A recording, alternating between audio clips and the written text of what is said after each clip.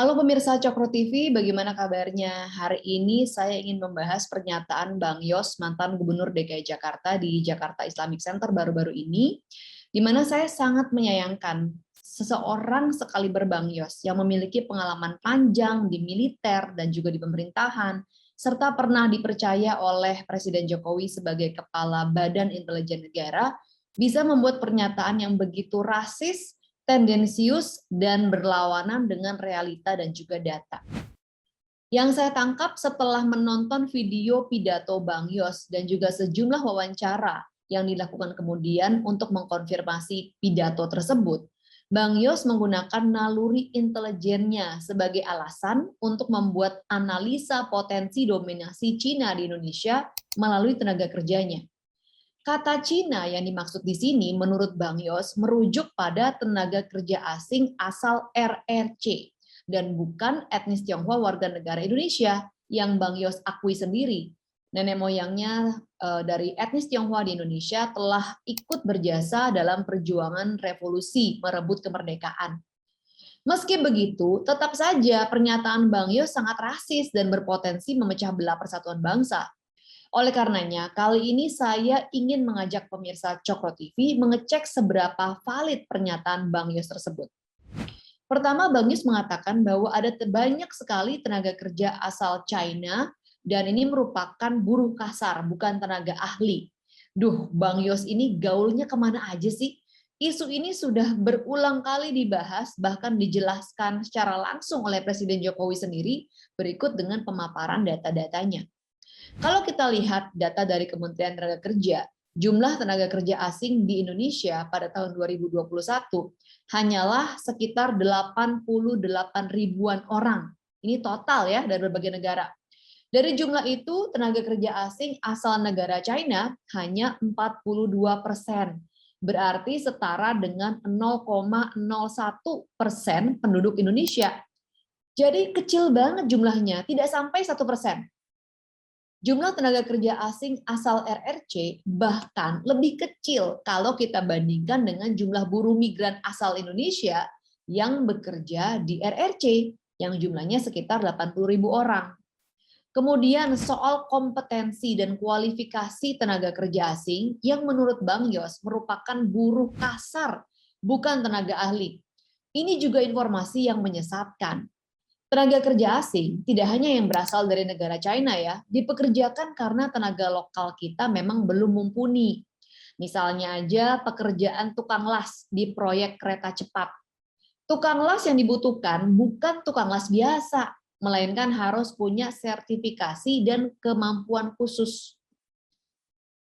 Ketiga, Bang Yus juga mengatakan bahwa setelah proyeknya selesai, maka para tenaga kerja asing asal China ini tidak mau pulang ke negaranya. Mereka mau tetap di Indonesia karena di negaranya hanya bisa punya anak satu, sementara di Indonesia bisa punya anak sebanyak-banyaknya. Wah, ini logika dari mana lagi? Bang Yos bahkan mengatakan pemerintah RRC pusing mengurusi rakyatnya yang berjumlah 1,4 miliar. Dan cara termudah untuk mengekspor rakyat RRC adalah dengan mengirim mereka ke negara lain. Wah, mungkin data intelijen Bang Yos belum diupdate cukup lama kali ya. Karena RRC itu saat ini sudah bukan negara miskin lagi. Justru keberhasilan China dalam mengentaskan kemiskinan sudah diakui dan juga dipuji oleh dunia internasional. Dalam waktu 30 tahun saja, pemerintah RRC berhasil mengangkat sekitar 750 juta orang dari kemiskinan ekstrim. Saat ini, sekitar separuh dari populasi RRC adalah penduduk yang penghasilannya itu menengah. Tatanan sosial mereka sudah berubah, lebih maju dan juga lebih sejahtera.